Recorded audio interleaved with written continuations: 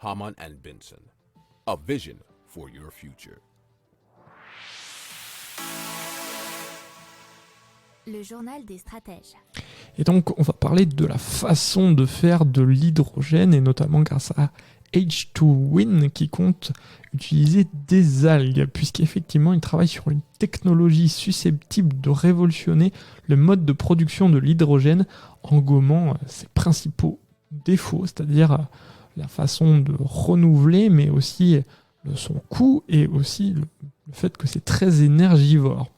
Alors, cette entreprise évolue dans le domaine du biomimétisme, c'est-à-dire que son fondateur Philippe Lorge explique que le but c'est d'imiter la nature et en l'occurrence la première étape de la photosynthèse.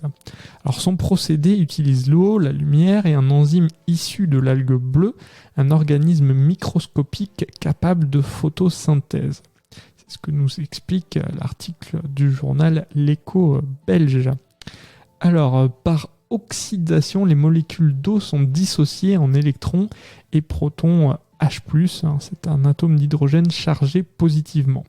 La photosynthèse fixe alors le CO2 de l'air pour former des sucres, c'est-à-dire amidon, acide aminé. Et ensuite, il contourne cette partie du processus pour recombiner ces protons avec les électrons de l'eau pour produire de l'hydrogène. Alors, les enzymes issues de cette fermentation pourront alimenter des générateurs et des piles à combustible.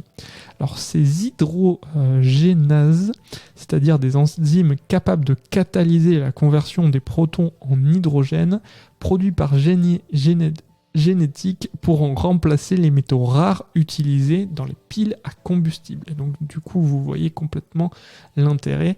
On n'a plus besoin de terres rares et donc on n'a plus besoin d'exploiter la terre pour créer ces piles. Alors concrètement il s'agit donc de remplacer le platine dans la pile par une membrane enzymatique telle que conçue par H2Win. Alors, selon Philippe Lorge, 1 kg d'hydrogène solaire pourrait fournir l'équivalent de 3 jours de consommation électrique d'une famille belge. On peut imaginer que pour d'autres familles européennes, ça serait à peu près similaire. Alors, pour le moment, le procédé n'est pas prêt pour la commercialisation, mais ça ne saurait tarder.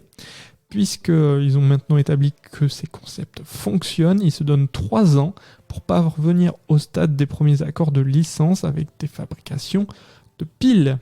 Si vous aimez cette revue de presse, vous pouvez vous abonner gratuitement à notre newsletter qui s'appelle La Lettre des Stratèges, LLDS, qui relate, et cela gratuitement, du lundi au vendredi, l'actualité économique, technologique, énergétique, mais aussi de l'hydrogène et puis de tout ce qu'on trouvera super intéressant pour votre vie.